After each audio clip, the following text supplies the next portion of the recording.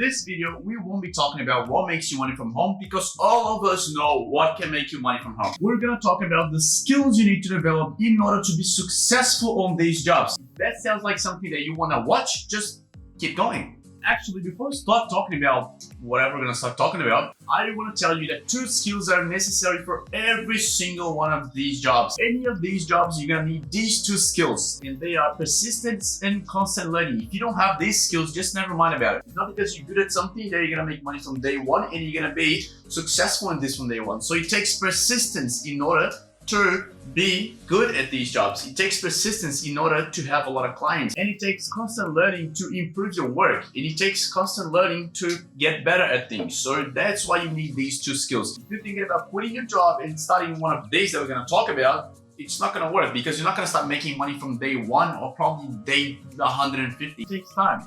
So you have to persist, learn, and improve. That is unfortunately the harsh truth. Let's get started.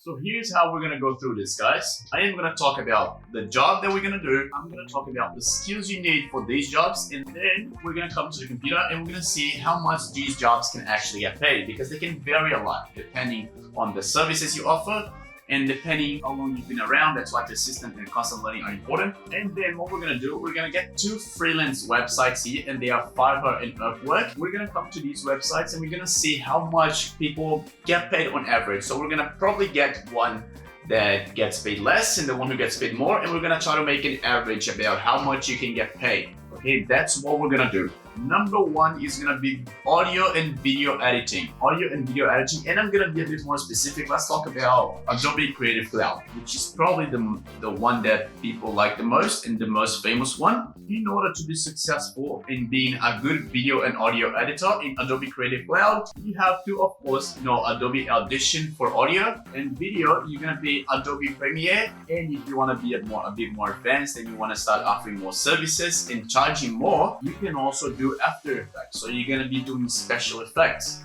So let's come to the computer now. Let's come first to Upwork. And what I'm gonna do, let's write video editing. So the minimum would be $35 an hour, Ashmir here, and the maximum would be David, which is an expert video editing, $120 an hour. If we come to Fiverr, yeah, this person is the Fiverr's choice. So a basic video, which is only up to 30 minutes of footage provided, and the only color grades, it's $30 that he's gonna charge.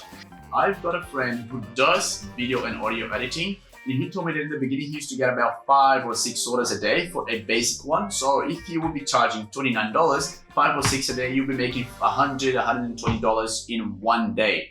Now he's a little bit more pro on it. He's been around for a couple of years, and he gets about 2-3 a day, but on these ones he charges 120 to 180. So it depends how big of a job you want it to be done. So he will be making a day about 300, 350. Okay, that's what pretty much you'll be doing today. As we can see, this person has 10 orders in queue, so that makes a big difference. You start slowly, and then you start getting exposure and more exposure and more exposure, and that is when you start making a lot of money.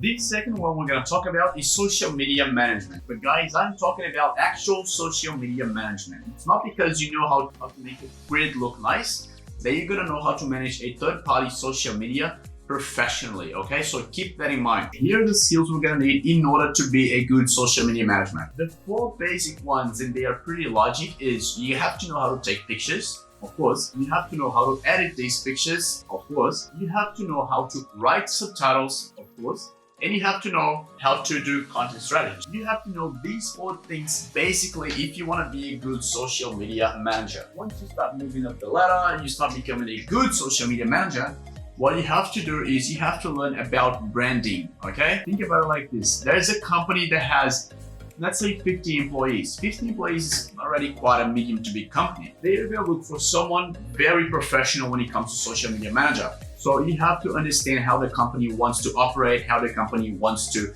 communicate with the audience. You have to know what this audience is looking for. You have to know how they communicate. You have to know what kind of pictures they want. You have to understand how the company wants to communicate with their audience through Facebook, through LinkedIn, through Instagram, whichever one that they want you to manage. Let's come to the computer now. Let's see how much you can get paid for social media management.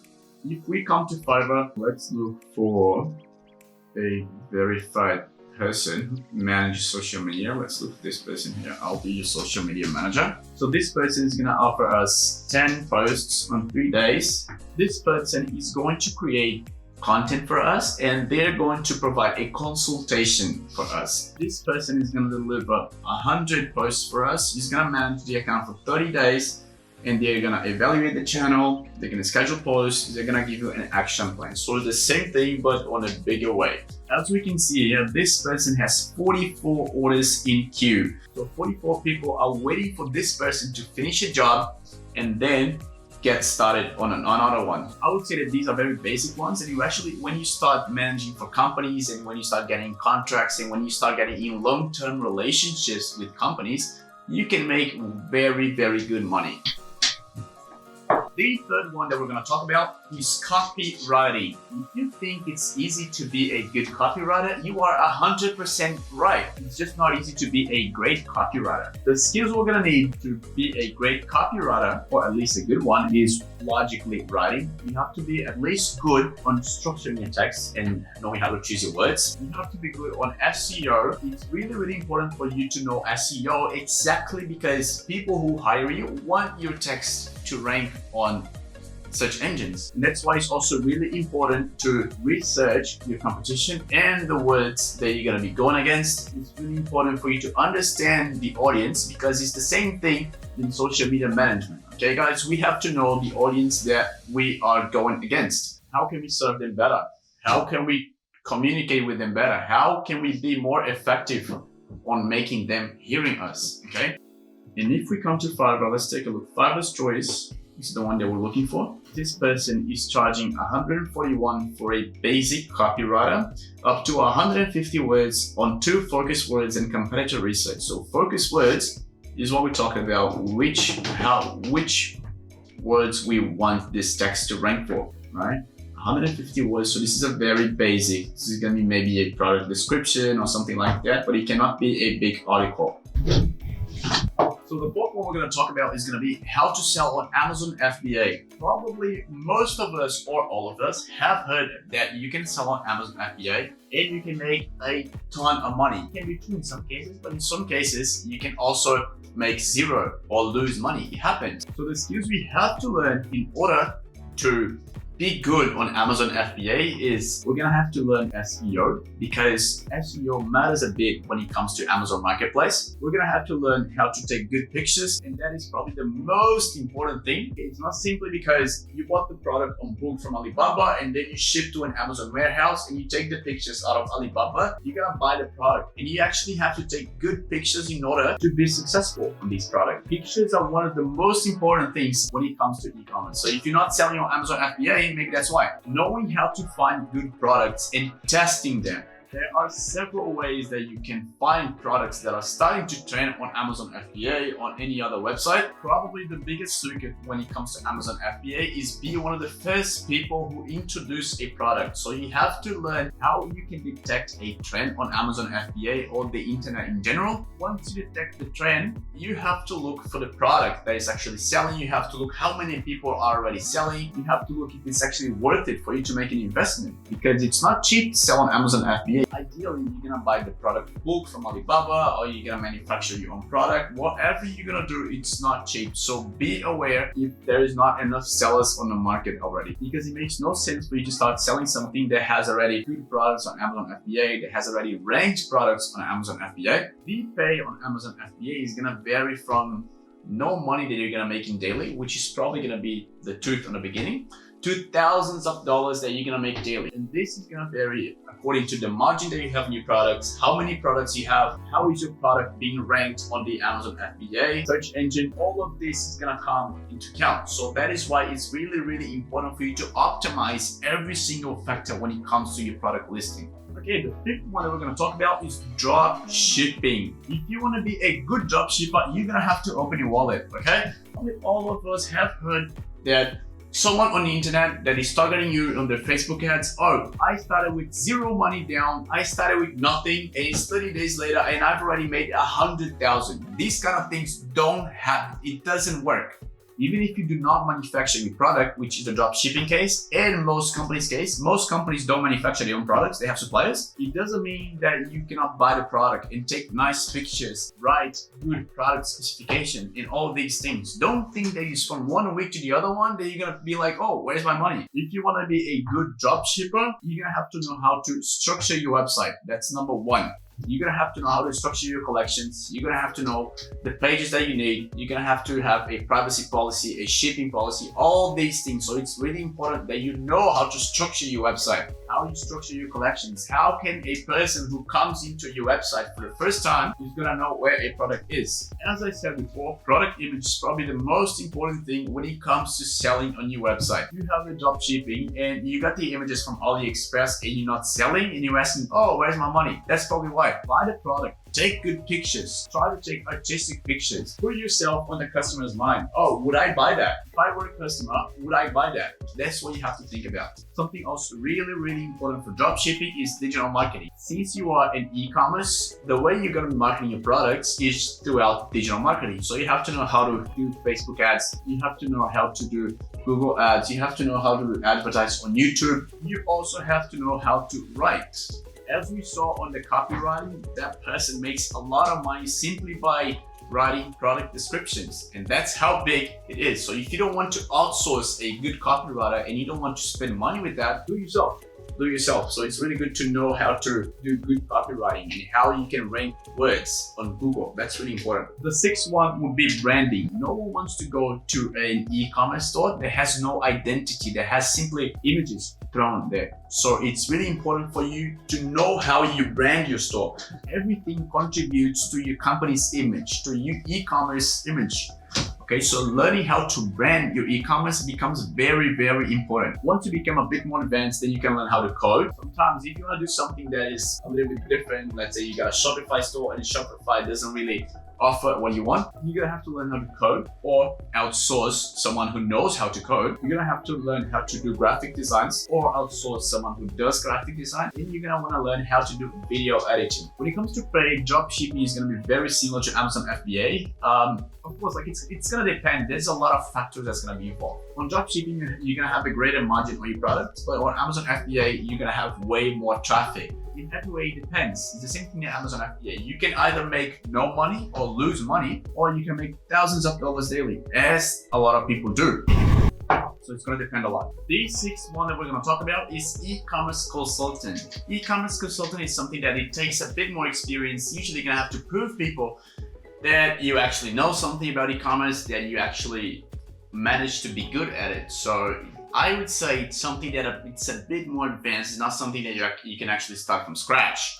E-commerce consultant, pretty much you're gonna have to know everything on dropshipping, and then you're gonna have to learn how to sell yourself and negotiate your prices. That's why I say that's something a bit more advanced, right?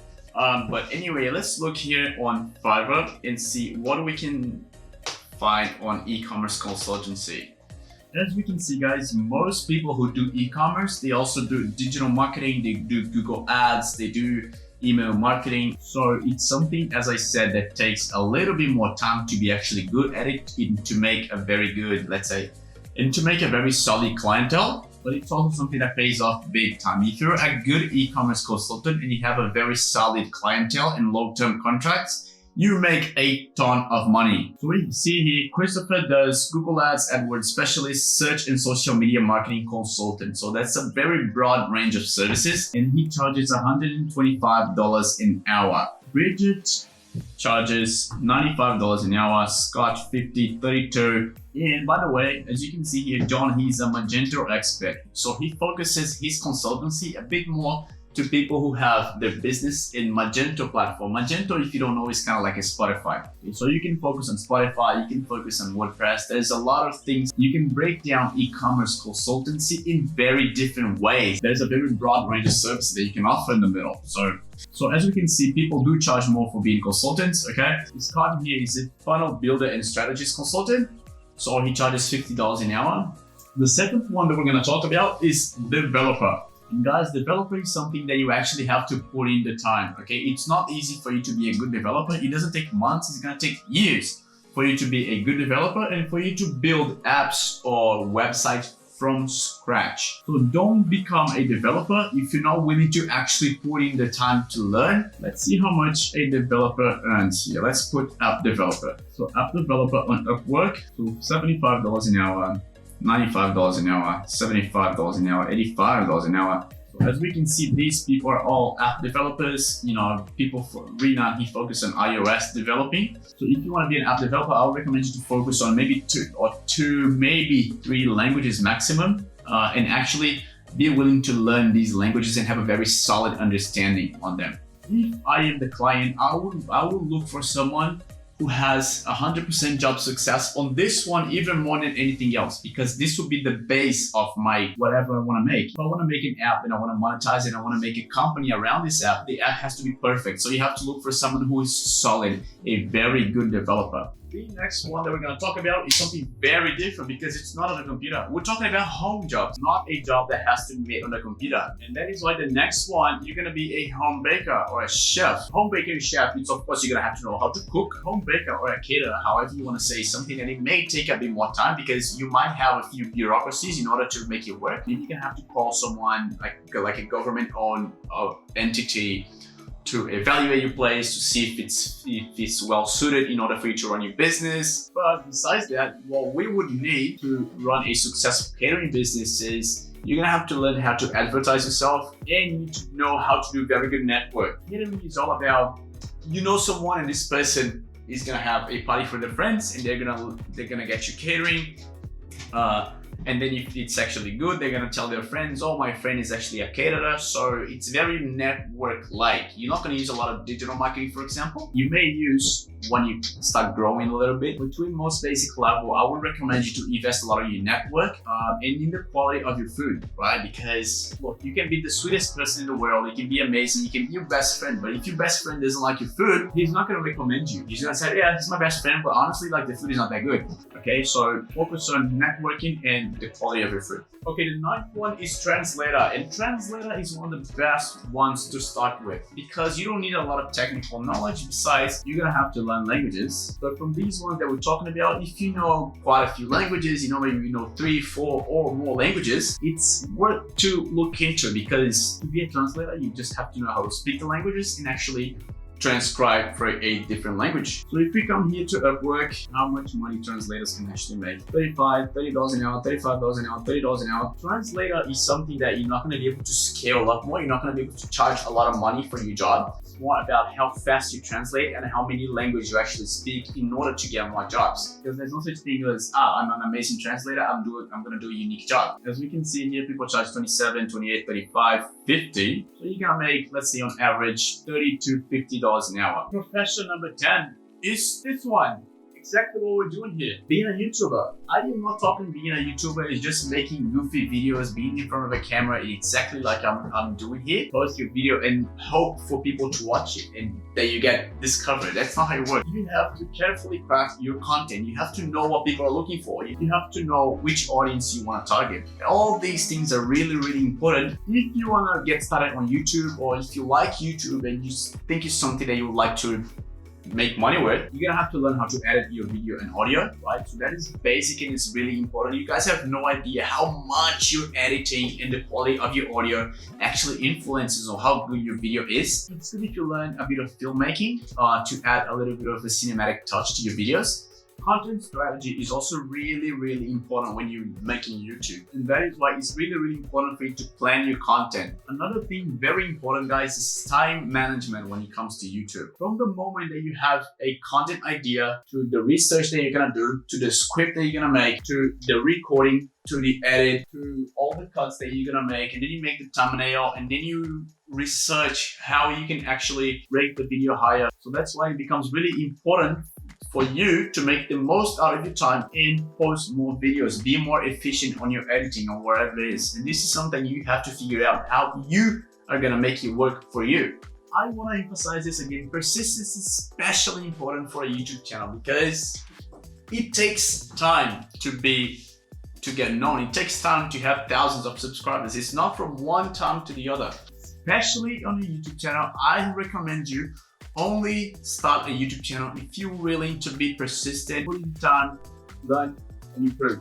Otherwise, don't even think about it. Okay, the 11th one that we're gonna talk about is Transcriber. And kind of as translator, you cannot charge a lot of money for being a good transcriber because people simply want their checks to be transcribed. To be a transcriber, honestly, you just need to know how to type fast. If you type fast, you're gonna deliver services quickly, and in the long run, you're gonna make more money because you're gonna get more jobs. As a translator, you can also learn more languages and transcribe for more than one language. Only by learning languages, you can be both a translator and a transcriber. So by focusing on languages, you can be both a translator and a transcriber. So let's come here to Upwork. I'm just doing Upwork a little bit more because it gives you a better sense of what you're actually gonna be making in 1 hour and therefore in 1 day. Let's see here. See, a lot of people, they do transcriber, they do translator. You're not gonna focus in only one job. So that's the thing. $20, $75 an hour, $18 an hour, $16 an hour. So as we can see, that's what pretty much a transcriber is gonna make. He's gonna make 20, he's gonna make 25. You know, as I said about translator, transcriber is very similar because it's gonna, the amount of money that you make in 1 day, 1 week, in a month, it's more related to the amount of jobs that you have. And finally, the last profession that we're gonna talk about, it's trader. Trading is something that most people don't really talk about that you can make from home because it's something very risky, okay? Do not think about getting into trading unless you have a risk appetite very high. You have to know what you're getting into. So in order to be a trader, you have to know how the stock market works. That's the first thing that you have to know. If you want to be a trader in the future, maybe in 6 months, in 1 year, start to follow the stock market. Start to understand how it happens. Why do certain indexes fall? Why do they rise? Okay, it's all important for you to become a good trader is understanding the overall economy. In order to be a trader, it's really important to know how technical analysis works, which is if you want to be a day trader or a swing trader, what you're mostly going to use is technical analysis in order to evaluate stocks and either buy them or sell them. You have to know how to use a stock market program. Managing risk, guys, is also really, really important if you want to be a trader. You have to know how to manage risk. Don't put a lot of money on the line if the profit is not going to be that big. And the last one is you need capital, right? Because you cannot trade the stock market with no money. And the pay is similar to the other ones. You can come from losing money to making thousands of dollars in 1 single day. Usually, if you want to be a trader, you think that you're gonna make 50% in your first day, you want to double your money. Okay, don't think big like that. A lot of people, they think, oh, I'm a trader now, I know how the stock market works, I know how to read candlesticks, so I'm gonna double my money on the first day and I'm gonna double on the second day, and in 1 week, I'm gonna pass from $1,000 to $100,000. That is not how it works, okay? Be consistent. Win small, but win always. I'm just gonna give you an example here. If you start on day 1 with $1,000, if every day you make 1% profit in 1 year of trading, you would have $12,000. And in 2 years, you would have almost $150,000. This is just for you to see that consistency in winning small, but winning always is what matters. Okay everyone, thank you so much for watching the video. Hopefully I helped you in any way. Maybe you had some doubts about what you had to learn in order to be one of these professions that we talked about. Please comment down here whatever you want to comment. Maybe I forgot to cover one of the skills in one of the things. Maybe you want to say something else. Maybe you think, oh, I don't think this is really necessary. So let's discuss below so that people can go even further and not only watching the video but also knowing other people's opinions. Okay, smash that like button so people can watch this video more. You know, be yourself, be amazing. I know you can. Have a great day.